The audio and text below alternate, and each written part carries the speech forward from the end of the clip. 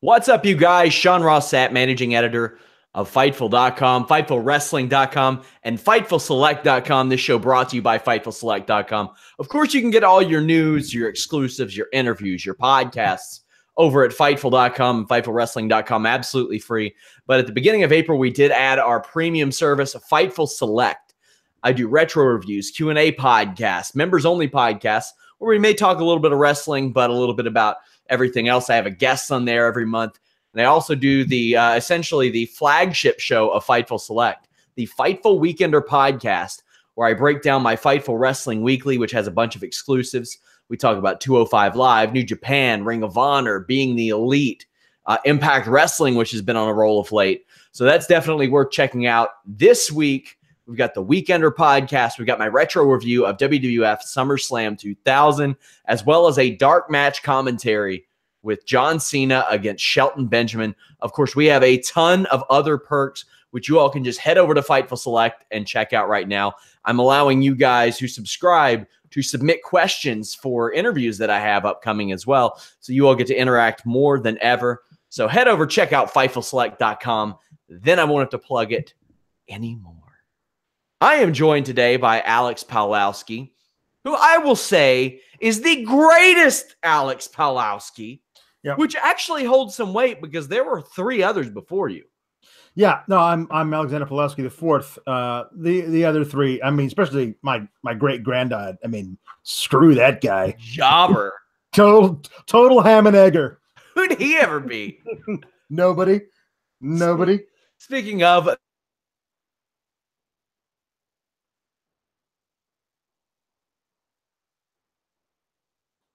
I think we may have lost Sean. Did we lose Sean? Am I still on the air? I got a little live thing up here, so this is really fun. Am I doing this by myself? Sean, are you out there, buddy?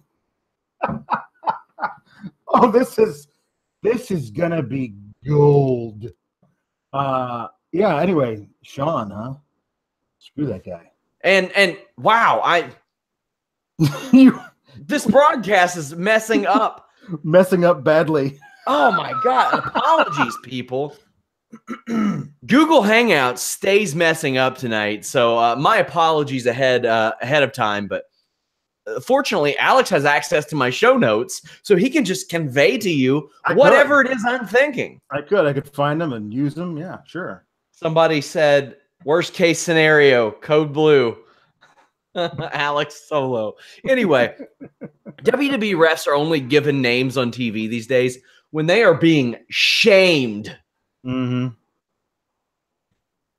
So, I mean, like, I wish that they would go a step further with this and said, you should have refs that are just particularly bad at their jobs. That happens in the MMA, like, really. Like, there are refs, when you see them in the cage, you're like, oh, this is not going to end well. This is going to be bad. And then there are some refs you see and you're like, oh, you know they're going to be good. You know it's going to be no nonsense. And I think, like, sometimes when that's the case, Kurt Angle can be like, no, you're getting this ref because I want to make sure nothing bad happens. Now, ideally, you would say, well, why is that guy just in that position anyway? But yeah, why doesn't he need the ref all the time? And if so, why don't they fire all these shitty refs? So maybe I'm getting a little too ahead of myself. The crowd does not like Roman Reigns tonight, Alex. No, why would they? Yeah. I mean, this is the thing: is that he lost at Mania and was immediately put in a rematch that he didn't earn, that he didn't apparently want. He was like, WWE has booked me into this rematch in Jeddah, the beautiful city of Jeddah, Saudi Arabia. I don't want it. I don't want to go. I don't want to be in a cage, but I'll do it anyway because I am a champion. I don't know what he said. It was stupid. He didn't. And so him then going and like, I'm pretty sure this whole controversy wasn't a planned deal. You know what I mean? Like, he was supposed to spear him out of the cage, and Brock was supposed to legitimately win because of that decision by Roman, which makes him in canon super stupid. You know what I mean? Like, I'm going to spear this guy out of the cage and thereby lose. Like, it's just a dumb thing to do. People don't like you if you're dumb. Big E did it, his face would have hit the ground first. That's true. Because he does the YOLO dive. Roman Reigns says he doesn't need to say anything because this footage speaks for itself and he's not the champion yet. Now, there's been this groundswell of people that are I've seen on Twitter that are like, all these people complaining. Roman Reigns clearly isn't the guy. WWE doesn't think he's the guy. Well, yeah, they do. Because when you have him headline 4 straight WrestleManias and have him in a title match in front of 50,000-ish in Saudi Arabia, you do. Also, when you have a guy who is over, reference him in a promo later in the night trying to get some positive feedback on him, yeah, that's the worst thing, is that everybody can see what you're doing. Yeah. The audience isn't as stupid as you want them to be, I guess. Yeah. They seem to be like hedging their bets a little bit, but I wouldn't say they've given up on him, which is what I've seen in some circles. Like, no. No, they're not giving up on him. He's still going to be a featured player, a main player, and probably but here's the thing: there are so many things you could do with him that isn't this that would get him way more over with your target audience, and they're just not doing that. And the thing is, they've tried to act like they've done that the last couple of years. They've done everything except for the thing they should really do. And I mean, he was over, maybe not in the right way, but people were interested in his matches when Braun Strowman was facing him, although they weren't cheering him. So, I mean, that wasn't what WWE wanted. However, it's like everything but the one thing that the fans would totally eat up, they've done. They've kept him out of the main event title picture, but that's mainly because there has not really been much of a main event title picture. Yeah. And for these Raw shows, sometimes they seem way longer than what they are because the top prize, the top crown on that brand is nowhere to be seen. So what are a lot of these guys fighting for? Well, we saw what Seth Rollins and Finn Balor are fighting for later on, but we'll get to that. Yeah. A Samoa Joe video interrupts, followed by Jinder Mahal, who says that he doesn't make excuses like Roman Reigns does. Although you could argue that he was facing Jeff Hardy and a ghost at the Greatest Royal Rumble, Alex. Yeah, a ghost, possibly an invisible John Cena, who's starting that feud, which they'll have at some point early. Something caused him to fall down in the middle of that match when he wasn't hit by Whisper in the Wind. We know it wasn't a botch because it can't be a botch, because a guy who would botch that would never have been handed the reins for your Tuesday night brand for like 6 months. They would never have given a whole show plus the WWE Championship to a guy who would botch that. So he didn't botch it. So what else happened instead? And thankfully you have me on staff, and I did a deep dive on that. You did. You did a connecting the dots, which you all can see at Fightful.com. You surmised that it was the zombie of Great Khali who looked like he was dead in the main event. Yeah. Yeah. I mean, there was the ghost of him because he looked like a zombie in the main event. They were like, no, he's still alive. No, I watched him walk down to the ring. I'm pretty sure he's the Walking Dead. That's true. That's true. So Sami Zayn comes out and gets an insane reaction. He says that he had vertigo and couldn't go to the Greatest Royal Rumble. He's followed by Kevin Owens, who gets another insane reaction in Montreal. They both speak in French, and the crowd chants "oui." Owens says, "That means yes," in case you all didn't know. Then conducts a popularity contest, which he wins. Part of me wondered if Jinder would at least get a little bit of a positive reaction because he's from Canada. He did not. No, because also like you and I know he's from Canada. He's completely. That's true. He's not. He hasn't claimed that. He's claimed he's from Punjab. Is the Invisible Man from Canada? Because that would explain a lot. It could be. They don't want him beefing with a fellow French Canadian in the Invisible Man. Well, he's upset that Jinder seems to have like just renounced his homeland. It makes sense because the Invisible Man won Joey Janela's clusterfuck. And he probably rode down there with PCO from Montreal. It makes so much sense. Yeah, it does. So this whole segment was like mixed signals for me, and it really, really was hammered home later on. After Roman Reigns punches Kevin Owens in the face, all the three quote-unquote heels tonight jump Roman Reigns. Lashley is out wearing joggers, and he's ready to throw down. There's 3.5. Don't forget Samir Singh. He's there too. Samir Singh's out there too. Sunil. Braun Strowman gets somewhat of a positive reaction when he comes out until he clears the ring. He tosses Sunil Singh over the rope onto the heels. Strowman should never help Roman Reigns, even if there is a fire. Nope. Never. Nope. I mean, if you get a thing where like Braun, I'm putting you in a tag match with Roman. Nope, I don't want to do that. If you don't, you're fired. Like that might be the only, and he does it begrudgingly. Like these guys should be enemies forever. I see there's a thing out there where they want them to be like the new mega powers. I'm like, no, screw that. These I don't know who the Miss Elizabeth is in this equation, but I don't want to see a mega powers explode angle. I just want to see these guys always distrusting each other for the rest of time because each man has tried to kill the other with an ambulance. It's you can't trust each other after that. I'm with you. They clear the ring, and to me, it looked like 3 hometown boys essentially against 3 American sirloin beef sons of bitches in Canada. Why not just 1997, the situation? I know, it's crazy. This is the thing I hate the most is that it felt very like, oh no, Roman's in trouble. Let's go out there and help him. Like I tweeted about this. It does feel like Roman and the Super Friends tonight, and I don't need that as your main story where he's got these 2 guys who are bigger, stronger, and more over than he is. If they would just let Bobby Lashley cut 1 promo, it would be done. Like it's basically like Superman's in trouble and he needs Apache Chief and Black Vulcan to come help him in the Super Friends. It doesn't work. I don't want it. We had Elias defeating Bobby Roode via ref stoppage. Elias is backstage drinking some special tea in an outfit he picked up in Saudi Arabia. I don't know if you saw the Greatest Royal Rumble podcast, but his awareness stat on WWE 2K18 or 19 should be 99 because he stopped mid-song at the Greatest Royal Rumble and was like, oh, shoot, and just eliminated a bunch of guys. He had a real good showing at the Greatest Royal Rumble. He did. I would say it's second only to Braun. The fact that I believe Braun eliminated him. Like it's a thing that they had.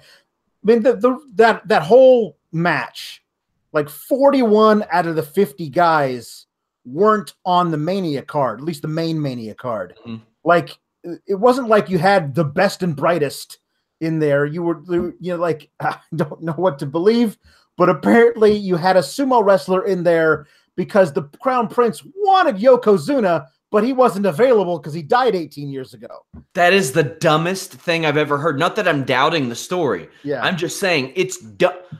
Oh, man, I bet they were like, they should have put in a call to see if Falaba could have squeezed out of that contract for one night because at least he's decent.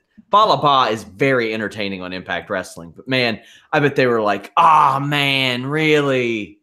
We got to do this? Akibono is how old? Shit. Who can we find? Oh, man. Yeah, Elias lasted 34 minutes and eliminated the second most people in the Greatest Royal Rumble. Great showing. Here's the thing that really confuses me about WWE. You have a guy like Elias who the crowd wants to love. They want to love him so bad. Mm-hmm. As we see with Roman Reigns, it is not always easy to create baby faces. In fact, I would argue that it's downright hard to create baby faces sometimes. And I don't think there's any shame into lucking into it or just stumbling into it.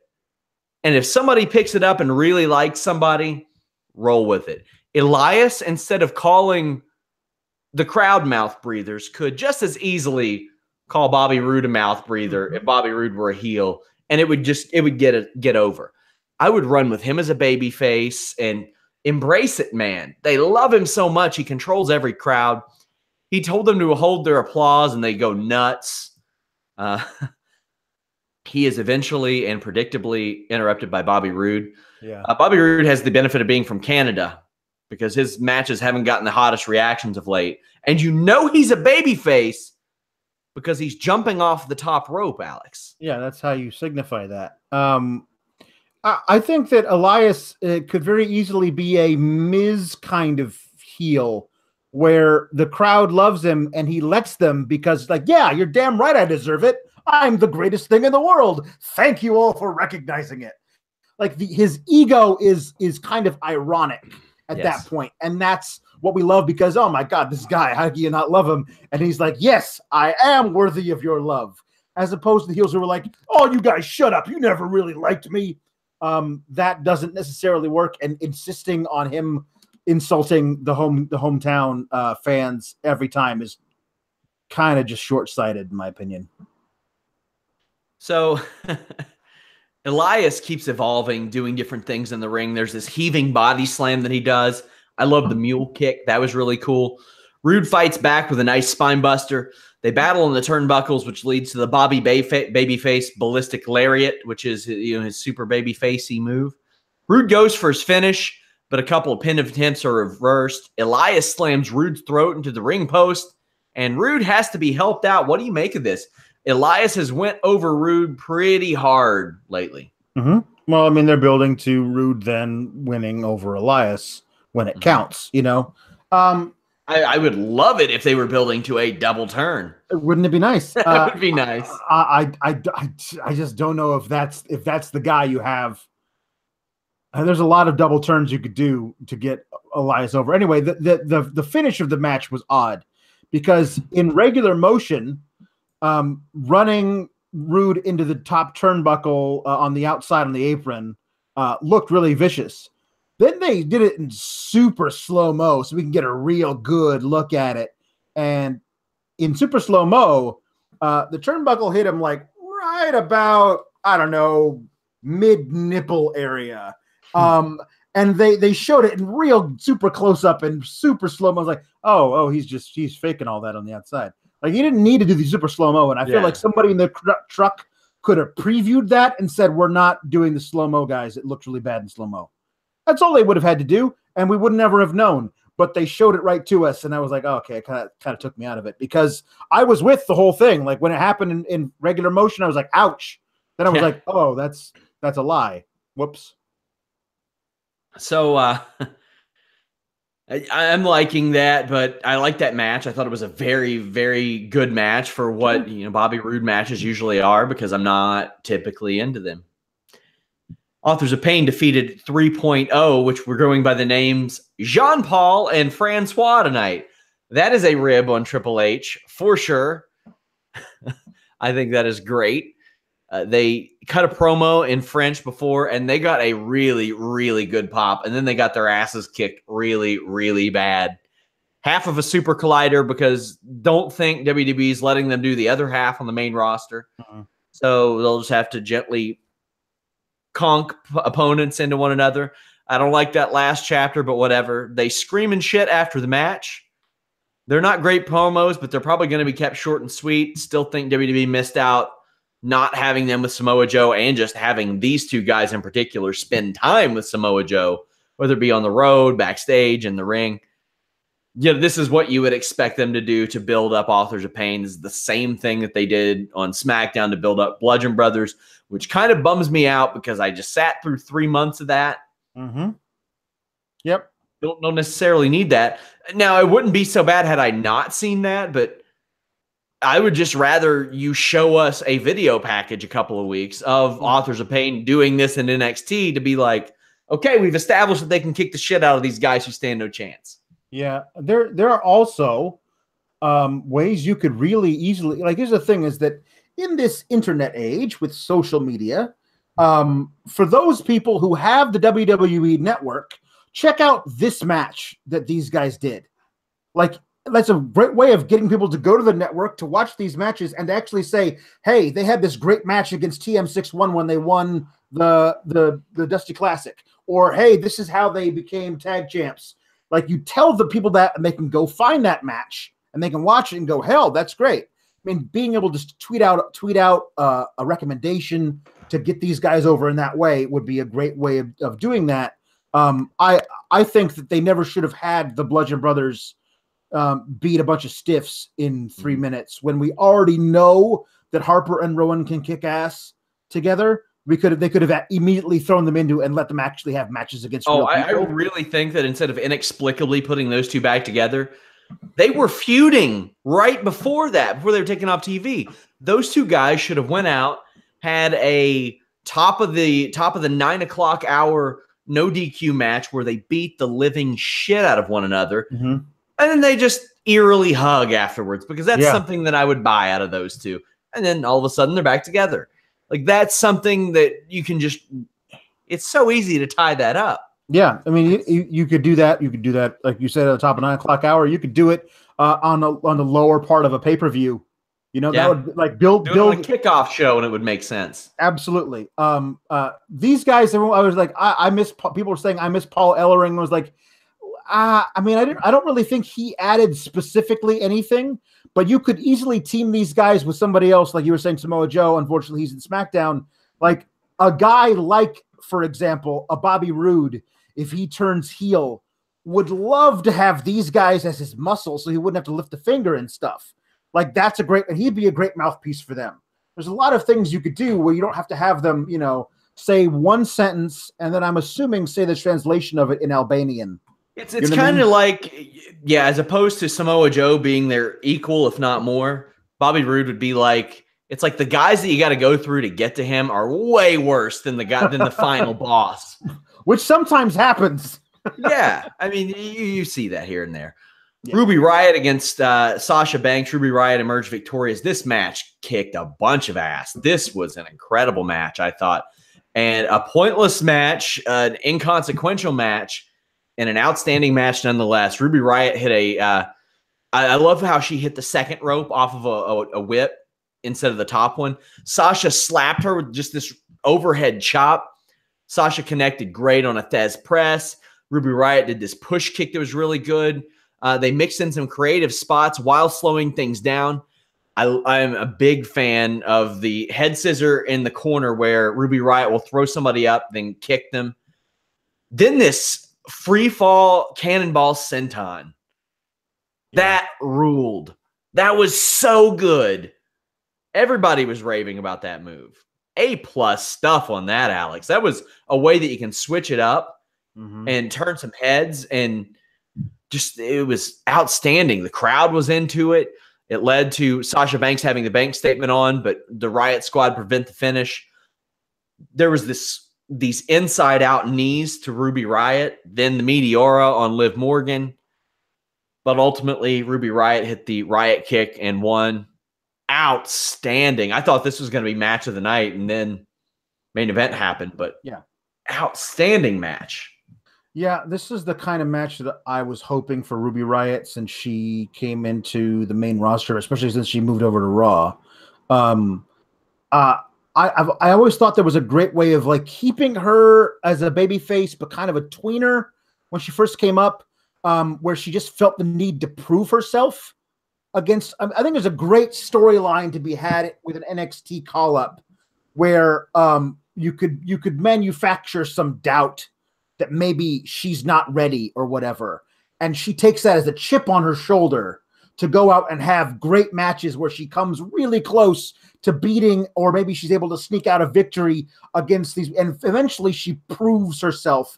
And maybe in the process, she has to do things where she doesn't want to in order to secure a victory or whatever, all this kind of stuff. And there was some great grit to Ruby Riott that I thought was perfect for that kind of a storyline. And, you know, she's got her little cronies with her at ringside to eat some knees off of the apron and whatever. But I feel like this is scratching the surface of what a proper Ruby Riott versus Sasha Banks program could be, where the title doesn't even need to be involved, but these two are basically polar opposites. Like they're so cool to be able to like use all their differences against each other, and I loved it. I'm really excited to see where a Ruby Riott singles wrestling can go, as opposed to her being the leader of a faction that, as a whole, just doesn't. They just let these women go out there and have at it, and they put on a great match. That flying arm drag that Sasha did looked really, really good as well. Yeah. Oh man, this just made me happy because, you know, sometimes these types of matches get about 7-8 minutes, and it's not a lot. It's too This was the perfect amount of time, and I was sold at the Cannonball Senton. I was like, damn. Yeah, the Cannonball Senton was dope. It was fantastic. It was great. Oh, more of this, please. I mean, obviously, I would like some story behind it. Here I am still wondering, why didn't Sasha and Bayley have a WrestleMania match? Because we haven't seen hardly any progression. And, you know, all these people will say, slow burn till SummerSlam. Yeah, I need more holding pattern horse shit for 4 months. Well, that's the thing. Here's the problem. I don't want it, but that's definitely what they're doing. Yeah. Like the earliest they're having that match is at Money in the Bank. And I don't think they are because they're going to be in the women's Money in the Bank match. Oh, yeah. So, one of them will cost the other one the match. Yeah, which will then set up a more slow burn through all of July. And then we'll finally have their big blow off at Brooklyn. Yeah. And I mean, the poetry of them in Brooklyn, yeah, sure. But right. Yeesh. We get another moment of bliss segment. Alexa focuses on Nia bullying her for being short at Disney World, saying that Nia asked if she was tall enough to ride the teacup ride and says, you only have to sit in it, and asked for a kids menu for Alexa at dinner. I thought this was a nice touch, a nice different direction to go. Instead of focusing on Nia's weight, it was focusing on Alexa's own insecurities, which might be her height. Yeah, no, this was all great, except for there was one line where she says, and Nia sitting there with a turkey leg in each hand. Like, that line added nothing to it. You could have taken. She wants to get in her protein, Alex. Have you never had one of those big ass like turkey legs? I have. I have not had one in each hand because that would be comical effect for a man of my size, which is exactly what the image they're trying to conjure for Nia, but needlessly. It didn't have to be there. I get the feeling that if you go and you buy one of those turkey legs, it's kind of to look comical anyway. That's half the reason I do it, is to pretend like I'm in like the friggin' 1500s or something. Right. It is. Like, it's comical enough by itself with one. That's true. It's overkill with two. I honestly love this because it was self-deprecating, and it wasn't about that until they decided, oh, well, we got to get one in there. And it's just like, WWE Creative, you don't need that. Like, you don't need that. Doesn't have to be a part of this. It's just lazy. It's just lowest common denominator stuff you don't need. So everything else I thought was actually really funny and really well. Like you just have to sit in it. Like, it's a great line. It's well delivered. Great. Get it in, get out. You don't need to muck it up with fat shaming stuff. It just doesn't need to be there. I just want to say that rarely are the oversized turkey legs as good as you think they're going to be. Yeah, that's a shame. They're a lot better in theory than in execution, I've found. And if they're not kept properly heated, they're just a breeding ground for all kinds of bacteria. Yeah. And it's a shame because like one of the best restaurants in our city does the turkey leg as a special at like a local fair, and I got to pay the money to get in the damn fair, and every year I fall for it. I'm not falling for it this year. I'm not going there just for that turkey leg. Yeah. Spend too much money. My wife's I asked her to go to school full time next semester. I can't afford a $15 turkey leg on top of fare. Nah, it's unreasonable to me. Yep. It's unreasonable to me. Alexa Bliss bringing out the demons in me tonight, Alex. Titus O'Neil talks about his greatest Royal Rumble fall. What did you think of the Titus O'Neil fall? Legit reaction, not you saying, well, they shouldn't have bullied him. No, whatever. No, in the moment, I thought, oh, that's funny. You laughed your ass off, didn't you? I didn't laugh my ass off. I honestly, my first thought was, dude, he's so lucky the LED board wasn't there. Yes. I'm like, if he because I mean, it wasn't that close, but if he had stumbled closer to the ring, he could have landed with his teeth on the ring apron. He's lucky he didn't decapitate himself. So, but everything's funny. The funniest part was him winding up under the ring and have to shimmy backwards out of it. That was funny. I'm not gonna lie, that was funny. As soon as I realized the WWE was gonna make this into a thing, then I was like, "Ah, dude, you don't need it." I mean, like, it's not now it's not funny anymore. Yeah. Because you decided it was funny, and now you're going to make it into a thing, and now it's not funny anymore. And B, I mean, let's just let the guy have made his mistake and say, "Whoops, I made a mistake," and move on. Well, unsurprisingly, Vince McMahon lost his shit backstage laughing. I finally got to speak to people actually today about it, and I said the same thing to them that I said on the podcast Friday, that I know that when that happens, Vince McMahon is trying to do one of three things. He either wants to really prove a point, he is very impressed, or he's laughing his ass off. And the person that I spoke to said, of course he was laughing his ass off.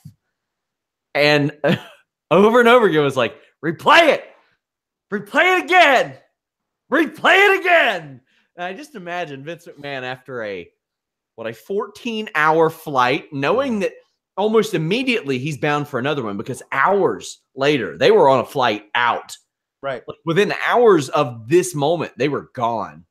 And him just cackling and asking for more replays. Loopy, like 12-year-old from jet lag. The back button on their DVR over and over again. Yeah. Yeah. Just, yeah. Oh, man. So Baron Corbin interrupts him, makes fun of him. Oh, good. We're going to get out of this. We're out of this ridiculous thing where he fell down. We're going to get a great Titus O'Neil versus Baron Corbin feud.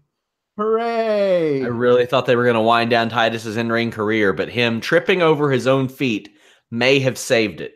He's just turned 41, yeah? Apparently, this Sunday is the first co-branded pay-per-view event. Yeah, I haven't heard anything about that. Well, I guess Royal Rumble or Greatest Royal Rumble or WrestleMania didn't happen. The Leader of Worlds segment, Matt Hardy shows pictures of them superimposed into historical moments. Yeah, this is fine, I guess. But, I mean, there's so much better that a Matt Hardy, probably a Bray Wyatt, and a Jeremy Borash could do. Yes, this 100% there is. Also, they could do something better than cutting a promo in front of a backlit shower curtain. I was kind of, I don't know, not surprised and maybe this disappointed. They had an opportunity to figure out a really quick, simple number one contender for a Backlash match by doing a quick little fatal four-way thing. Let it be somebody fun like Breezango. Give like 6 minutes of fun and gonzo craziness, and let the Hardy and Wyatt retain. And then the following night on Raw, we get to a real program. But I don't feel like there is the opportunity for a real program with somebody like Breezango. So getting them on the pay-per-view with a real quick little segment with the Hardy and Wyatt would have been fun as an opportunity. The script called for this to be in a, quote, woken location, and I was like, no, the lit shower curtain? That's it? The woken location is just when they go down to the Dollar Tree and get a shower curtain and put a floodlight behind it. That's the woken location. Also, Breezango versus Revival, a main event this week. That should be good. Yeah, no, that honestly, as soon as Breezango showed up, I was like, I can't wait for the forever feud we're going to get between Revival and Breezango on main event. Oh, you said that too, yeah, on this show. Those guys are so good and will be so good together, because when Revival decides to be funny, like they did this great thing where they were trying to do a tag to, I think, to Dawson's foot as he was in the ring, like sticking his leg out to try and get tagged by Wilder, and the ref wouldn't allow it. They did that last week on main event. These guys should have a great program on Raw, but they're not going to have it. It'll be on main event. So if you want to watch the greatest tag team in the world go up against a great comedy duo, tune into main event every week, because I'm sure that's where it's going to be. So WWE has Drew McIntyre and Dolph Ziggler cut a selfie promo. They had Drew McIntyre cut a scripted promo explaining that the reason why his promos are so good are because they're real. Mm-hmm. And then Dolph Ziggler says that they're... We lost you again, Sean. I don't know if I'm on the air or you're on the air. So I'm going to say what you were going to say. Ziggler says, "We didn't come here to steal the show. We came here to take it," which is the exact same thing. So I don't know if somebody gave Ziggler a thesaurus and he was like, "Yeah, that makes sense." It doesn't.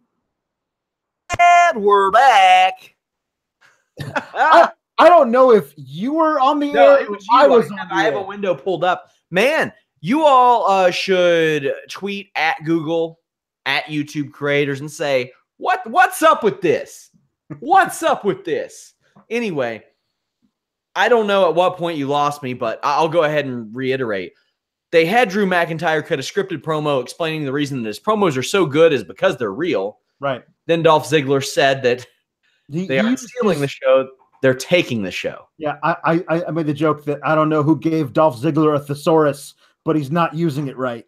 Well, to be fair, I know that steal and take can mean the same thing, but sometimes Raw is absolute shit, and there's a difference in stealing shit and taking a shit. So that is true. So are they saying they're going to take a shit? I don't know. Were they in the bathroom doing this promo? This is the thing: is I was watching this thing, and until they showed up in this promo, I forgot they were on Raw. Like that's what has happened with, like, you have so much stuff going on. No Ember Moon, no Kurt Angle, no Chad Gable after he beat Mahal. Right.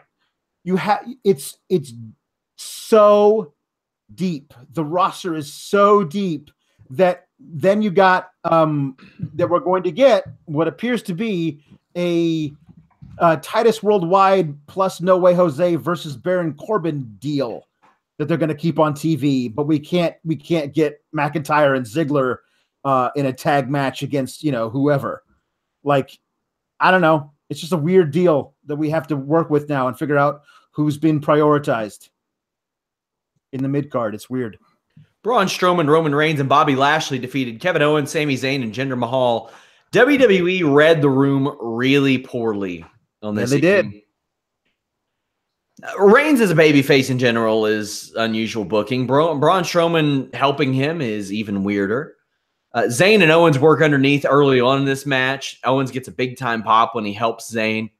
Strowman isn't in the match like at all for 15 minutes, and while Reigns specifically gets worked over, sometimes Lashley. Reigns is almost put away with a powerbomb but kicks out. Strowman's tagged in. There's no one else to beat up on his hot tag, so he plows through Owens and Zayn at ringside before he gets posted. Lashley suplexes Zayn, but Owens accidentally whips Mahal into a spear. Reigns gets kicked, but then KO runs right into a running power slam. Braun Strowman celebrates with Roman Reigns and Bobby Lashley, and the hometown boys are beaten.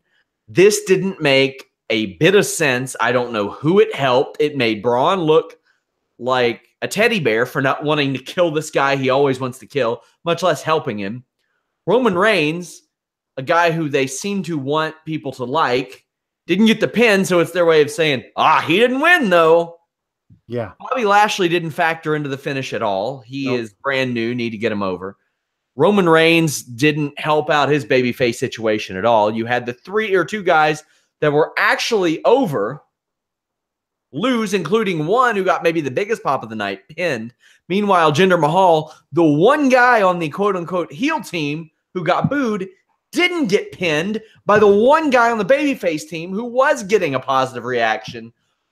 Can you make sense out of any of this? None whatsoever. The whole from the opening segment through to this, it was just like, it honestly felt like they didn't realize how over Owens and Zayn were going to be. But they're heels.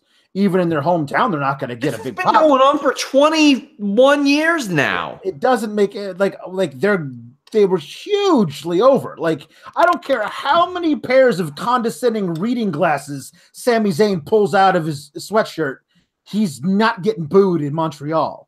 So, like, it's just not going to happen. So you've got the baby faces, are not nearly as over and popular as 2 out of the 3 guys. I tweeted this out. Roman Reigns is legitimately the 5th most over guy in this match, and that's only because the 6th guy is Jinder Mahal. Like, everyone's like, "Hey, Bobby Lashley's back. What's he gonna do?" Oh, nothing. On average, this team is 300 pounds apiece.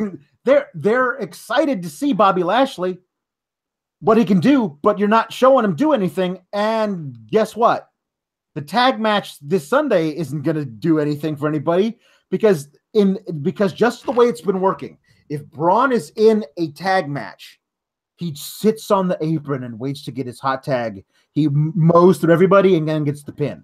That's the only thing they do with Braun and hot tags in tag matches. So you're going to see Bobby Lashley, giant, super athletic, super strong Bobby Lashley, wind up as the face in peril for like 12 minutes, getting beat down by a comedy duo, basically, is the way they booked them, in Sami Zayn and Kevin Owens. Like, I don't know how that gets Bobby Lashley over. It's going to be a lot of fun. Hey, I love watching Braun just truck stick Owens and Zayn on the outside. It's fun, but it's inconsequential. Like, use these guys to mean something. If Strowman and Lashley went on Sunday, why wouldn't they get a title shot? Strowman, who vacated the championships, now with an adult human male, also would be 3-0 if you include this 6-man tag in tags with Bobby Lashley. Yep. I mean, they're going to win that match, and they're not going to get a title shot. Yes, correct. So it's all whatever. Like there's a lot of stuff you could do with all these people to get them over, but they're not gonna. This was didn't make any damn sense. No Way Jose comes out with a conga line. Baron Corbin is out and trashes Titus O'Neil. Corbin's promos aren't very good, but they're better than SmackDown days. That is a low bar to clear, though. Corbin hits a nice clothesline. Jose battles back with strikes. No water in the pool for a body press. Titus Worldwide interrupt. And this distraction takes forever. Apollo keeps Titus from slipping on the ramp, but then Titus either falls on the apron or feigns falling on the apron. Corbin gets rolled up and pinned. Okay. Well, I mean, we know he feigned falling on the apron, but what I don't know is if his character fell or pretended to fall. Yeah, he didn't legitimately fall. That's what I'm saying. Is like, of course, is the question is like, is Titus O'Neil like this great mastermind of pratfalls, or is he just really clumsy? Like I don't know which one, and I don't care. Because what this does, it just extends a Baron Corbin program that nobody asked for. Correct. This is the thing, is that like you could have done something with this guy since he came up and won the Andre the Giant Memorial Battle Royal. You saw enough in him to give him the Money in the Bank briefcase, and then you had him cash in and fail. And everything he's done since then has basically been because he dared to question your CTE expert. That's why they did it too. He had some heat on him for that. Yeah, which is great. Because speaks volumes. Yeah. Like, of all the things, it's like one thing that I'm like, really? He did a good thing. Yeah.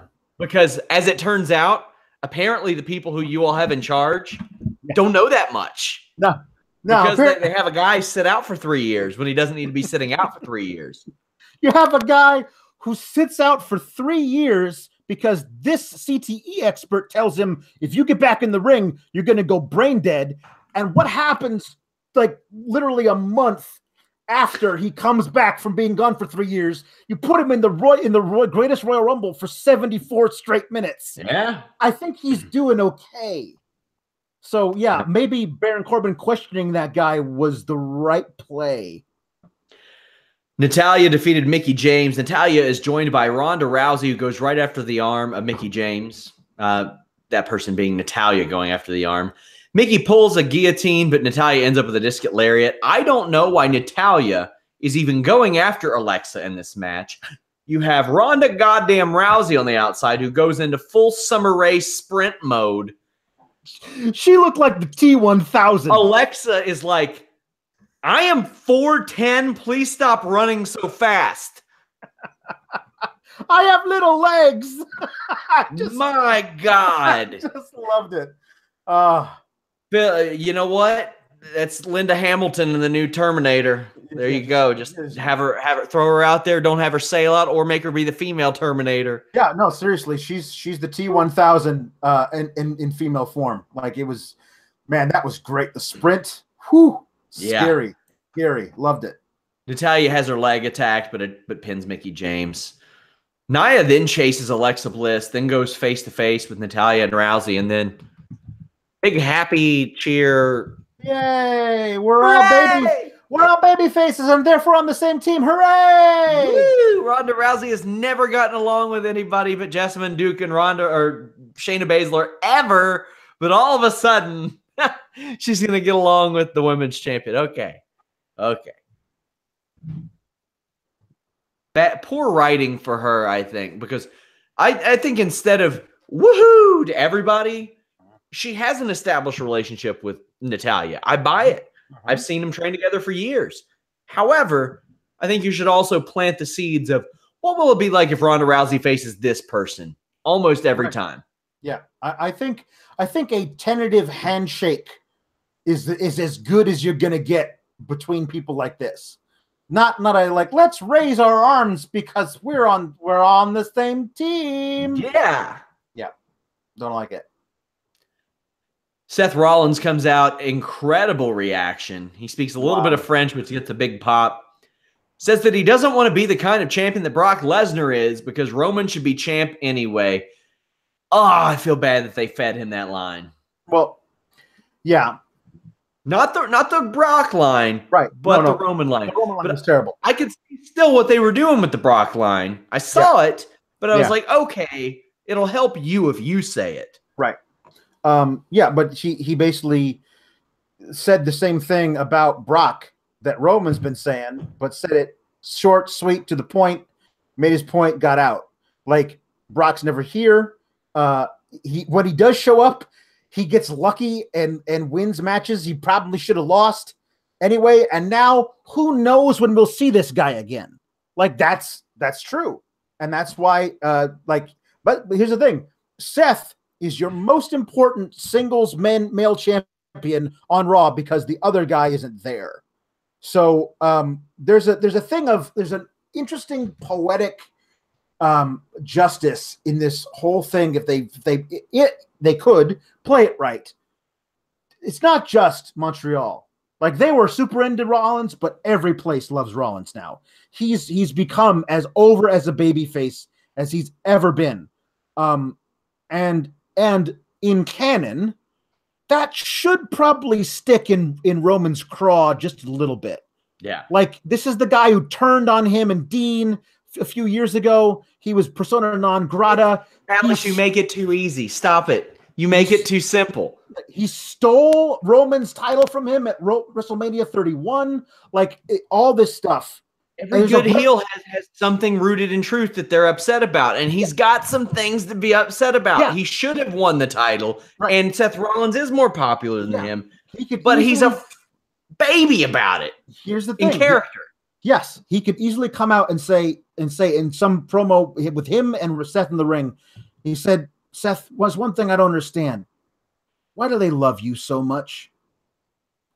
What have you ever done to get all these people to love you, except for stab me in the back, except for steal my stuff, except for all this stuff? Like, there's a great thing that you could actually have Roman just eaten up by resentment toward this guy. It should be his place. This is my show. This is everything I was promised. I should have had this, and they love you instead. There's an amazing poetic justice to having Roman turn on Seth for that reason, considering all of their history. Are they ever going to do it? Nah.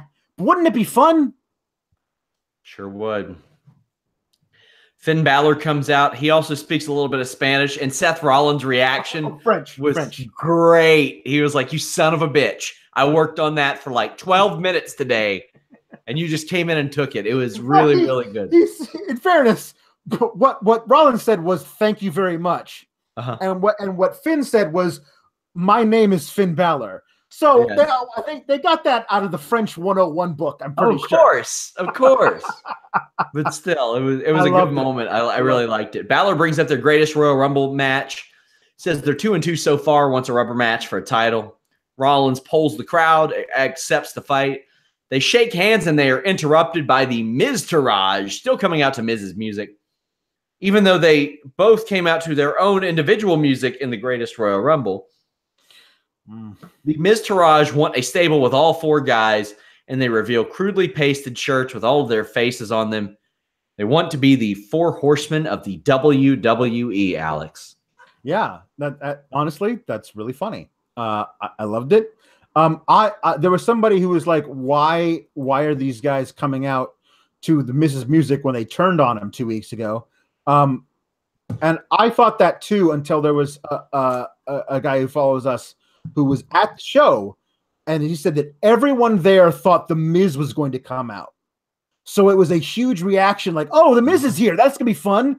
And instead it was the Miz-tourage, and they were like, oh, screw these guys. So it immediately put them built great heat, which is great. Which is great. I didn't consider that until that guy tweeted it at me. Sometimes they're not easy to dislike. Sometimes they're really funny. Yeah, it's true. Rollins and Balor beat up the Miz-tourage, but then Balor catches Rollins with the Eye of the Hurricane. That leads us to our main event, Intercontinental Championship match. Another barn burner between these two. Every time I'm like, okay, is this going to be the one that doesn't interest me? And these two just have special chemistry, Alex. Yeah, no, sign me up for a forever fight with these guys. They're so great together. I thought that when they had their match at SummerSlam for the Universal title, I was like, oh man, these guys work really well together. Except for that thing that put Finn out. And Rollins still hasn't done to him yet. No. They tease it all the time, but he still hasn't pulled it off. There's stuff I love little touches where a certain pairing will say, okay, this is our bit. We're going to do this over and over and over again and find new ways of making it fresh. The Falcon Arrow out of the superplex that Rollins always does, that he gets on everybody, he can never seem to quite get right on Finn. Finn rolls him up out of it. Tonight, he countered the Falcon Arrow with a Falcon Arrow of his own, and that that near fall totally got me. I thought, if you're ever gonna put the IC title on Finn, now's the time to do it with that particular spot, because then you got a triple threat this weekend with Seth can invoke his rematch clause. Then you got triple threat with him and the Miz, and anything's possible at that point. But I love that there's that particular bit that they're gonna use over and over and over again. Like, sign me up for the spring and summer of these guys.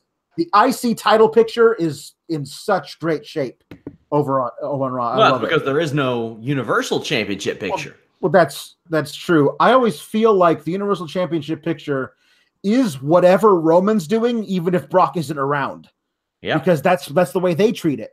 So it's not for a belt. It's just like, Roman's angry at this guy. Yeah, Balor teases a 1916, but does the Eye of the Hurricane. I like that he can go in and out of those two moves depending on who he's facing. Yeah. Coach says, as one of our readers, Eric, said, that he talked to these two guys about stealing the show earlier.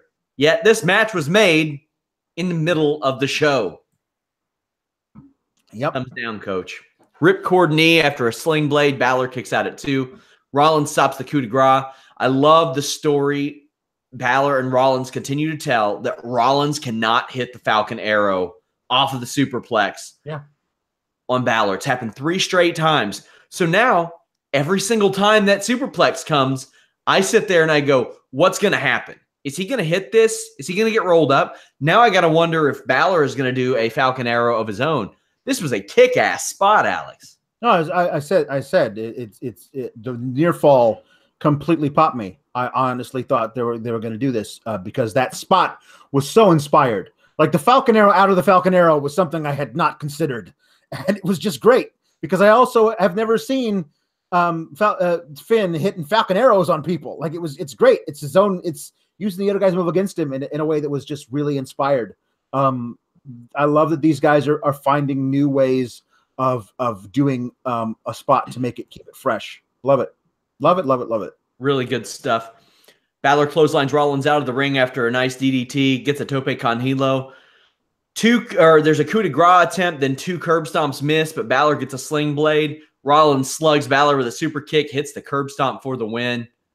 Excellent match. Rollins retains. Just good stuff. However, I do have a qualm with this situation. And it's not their fault. It's WWE's fault. Because as I had mentioned, there were a possibility, I thought, of several title changes happening over the next few weeks. WWE has eliminated doubt from a lot of matches, I think, on Sunday. Yep. And well, originally it was going to be Jeff Hardy against Randy Orton. That's not even announced now. Like, that's not even on the card. But now you got Miz and Seth Rollins, and I don't think there's a real chance that Rollins wins. Or that Miz wins, rather. No, I mean, I can't see it. There's no. If they were going to do something, for Hardy, the only way you can do this is with the trade of the belts. Here's the thing: like, the Universal title is on Raw, and it's never defended because they keep it on Brock Lesnar. So you can't, therefore, then put the IC title on SmackDown as well.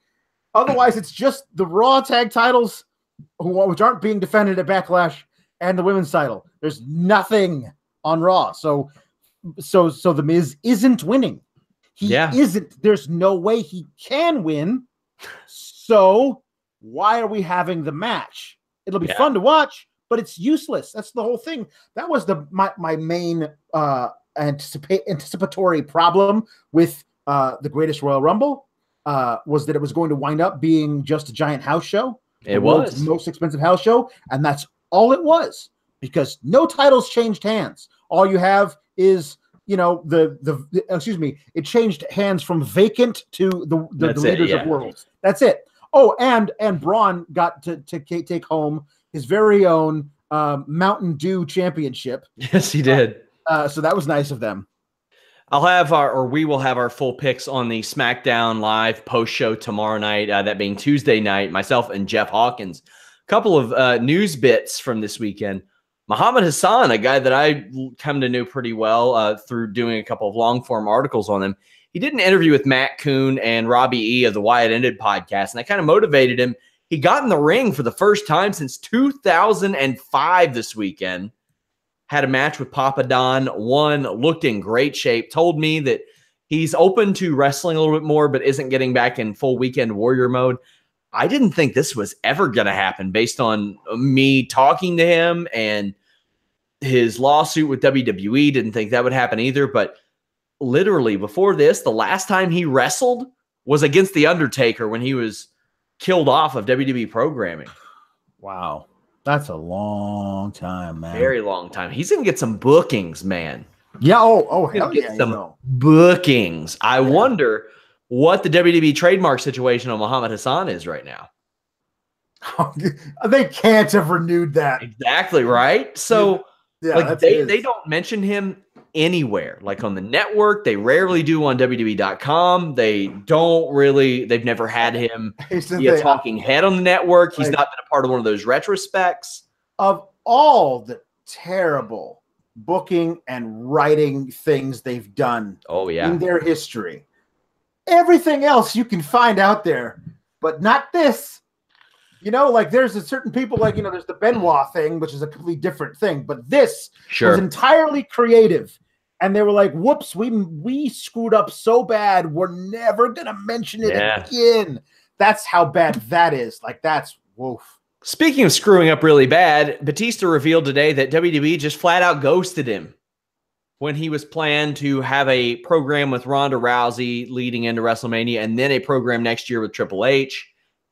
They treat this guy like utter garbage. And keep in mind, they didn't think Guardians of the Galaxy was going to be a hit. No. There ain't no way that they thought that this movie that came out like this a couple weeks ago was going to be a flop. No. Did you see they tweeted out congratulations to Batista for being in that movie and being such a success? Yeah. Congratulations. It's so great. Okay. Well, you had an opportunity to kind of piggyback off of that when he was like, let me go and work with Ronda Rousey. And you were like, nah, fam, we're good. We don't need that. He's not just some I know, I get it. He was in Wrong Side of Town with RVD and Viscera back in the day. But I mean, the guy is in He's in Infinity War. He's in Blade Runner. He's in Guardians of the Galaxy. He was in a goddamn James Bond movie. He's in movies with like De Niro. Yeah. He's improving in all of them. Like Riddick. Yeah. He's really good. And the movies he's in are at least successes. He's a full-fledged movie star in the biggest movie of all time. It made 680 million or something its opening weekend. The guy's producing a movie that's starring Pierce Brosnan. He went even beyond acting. He's producing stuff now. And you're like, no, we'd rather not work with you, Dave, because there was that time where some people made fun of you because you were wearing blue. Yeah. And so we think that they don't like you anymore. Yeah, he's in this Hotel Artemis joint this summer too with Sterling Brown and Jodie Foster and the legend Jeff Goldblum. Yeah. You mean the Hotel John Wick movie? Yeah. It's going to be fun. It'll do well. It'll do well. Escape Plan. He's got that one coming up too. Oh, by the way, a sequel already confirmed. Yeah.